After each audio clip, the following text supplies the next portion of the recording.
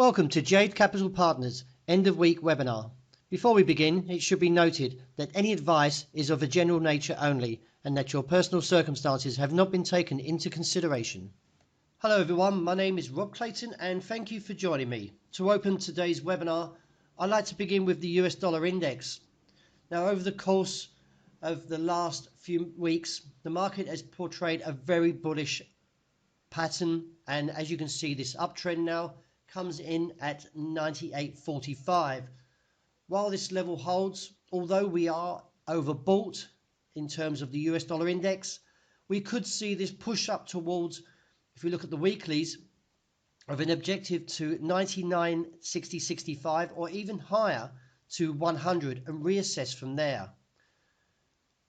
In the event we see a break beneath 98.45, this would negate the bullish structure of this uptrend and maybe see a possible pullback towards 97.60. But however, I'm bullish, and while this trend holds, I expect to see those upside targets reached. So what does that mean for the other currencies?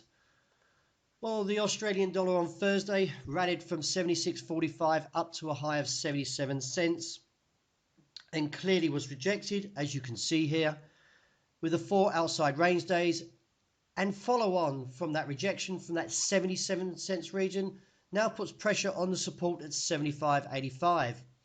In light of the current weakness and also with the oscillators still very negative in terms of dailies, and also in the 4 hour with the ADX trend still quite firm, looks towards 75 cents as an objective and reassess from there, as we could be even looking at 74 cents in the coming future, which may be in the next couple of weeks.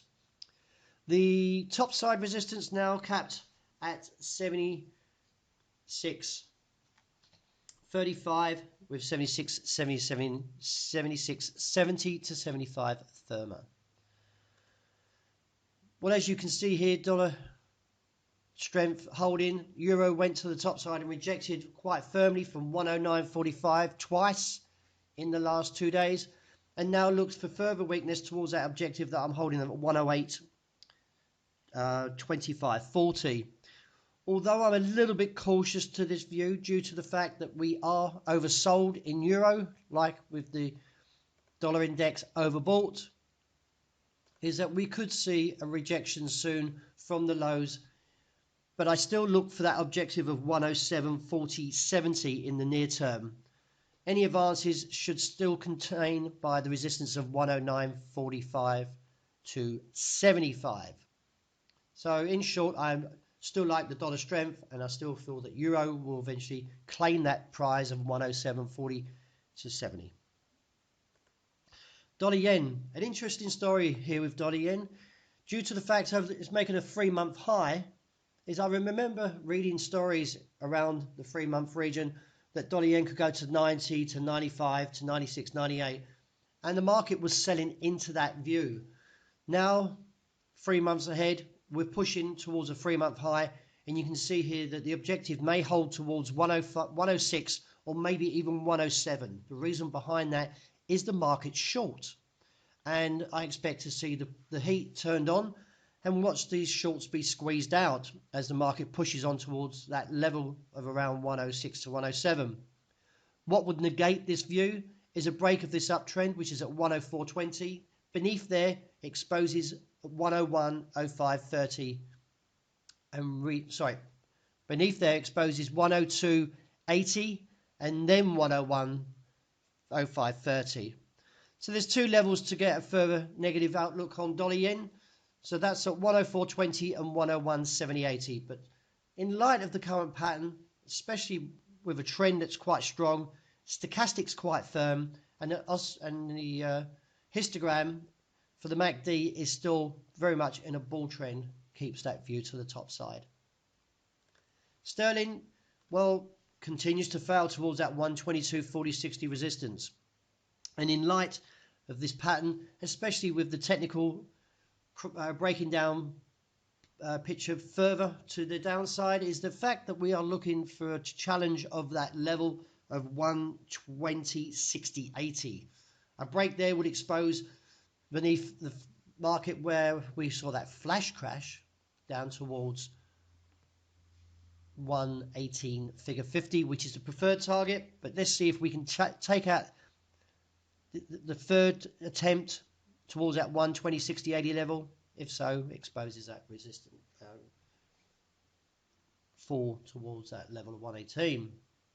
And as I mentioned, resistance at 122, 40, 60. In the last 6 days, gold has traded in a relatively conservative pattern in terms of consolidating between 68 to 76. In light of the failings who drive higher and little momentum, if you look at the 4 hourly, still no momentum here as it keeps driving to the upside. Could see further weakness into next week with the target looking towards 1260 and then beneath there towards 1240 as a potential objective, with the view breaking down even further, maybe down to 1,200 and reassess from there. I'm a little bit concerned at this pattern when we saw this heavy fall back in early September.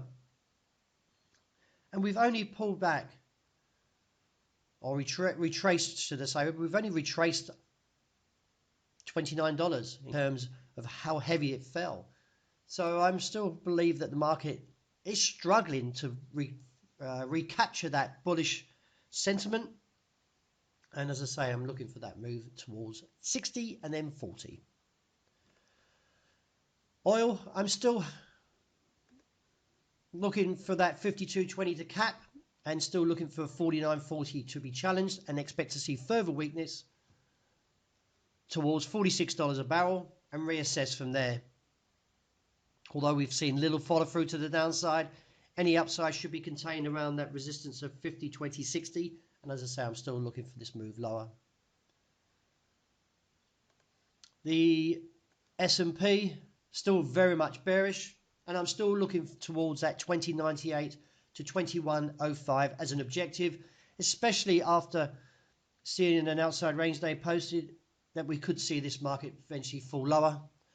You can see the trend comes in around 2158, so the stock market still looks very much negative. And also, if you look at the Nasdaq, that's breaking down quite heavily as well, which reinforces the view. And if you look at the ASX 200, our market is still very much bearish and looking down towards a potential target of 51.5.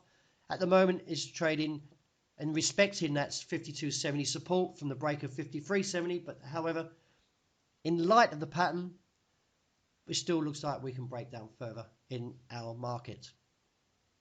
Well, that concludes my weekly wrap up. Thank you very much for joining me. I hope you have a great day and a great weekend that's about to commence.